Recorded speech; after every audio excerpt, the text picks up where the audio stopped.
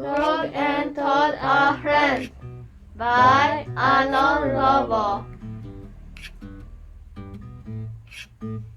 Story number 2. The Story. One day in summer, Frog was not feeling well. Toad said, "Frog, you are looking quite green." "But I always look green," said Frog. "I am a frog." "Today you look very green, even for a frog," said Toad. "Get into my bed and rest." Toad made Frog a cup of hot tea. Frog drank the tea, and then he said, "Tell me a story while I am resting." "Alright," said Toad. "Let me think of a story to tell you." Toad thought and thought, but he could not think of a story to tell Frog. "I will go out of the front porch and walk up and down," said Toad. That will help me to think of a story." Toad walked up and down on the porch for a long time, but he could not think of a story to tell Frog. Then Toad went into the house and stood on his head. "Why are you standing on your head?" asked Frog. "I hope that if I stand on my head, it will help me to think of a story," said Toad. Toad stood on his head for a long time, but he could not think of a story to tell Frog.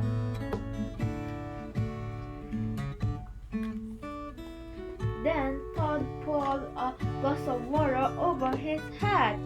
"Why are you pouring water over your head?" asked Frog. "I hope that if I pour water over my head, it will help me to think of a story," said Toad. Toad poured many glasses of water over his head, but he could not think of a story to tell Frog.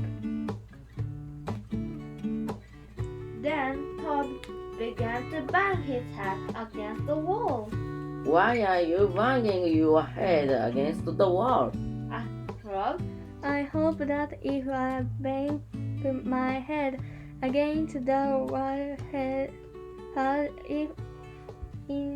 enough, it will help me to think of a story," said Toad. "I am feeling much better now, Toad," said Frog. "I do not think I need a story anymore."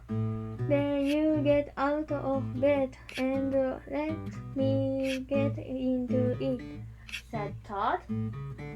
"Because now I feel terrible," Frog said. "Would you like me to tell you a story, Toad?" "Yes," said Toad. "If you know one." "Once upon a time, said Frog. there were two good friends, a frog and a toad. The frog was not feeling well. He asked his friend, the toad, to tell him a story. The toad could not think of a story. He walked up and down on the porch, but he could not think of a story. He stood on his head, but he could not think of a story. He poured water over his head, but he could not think of a story.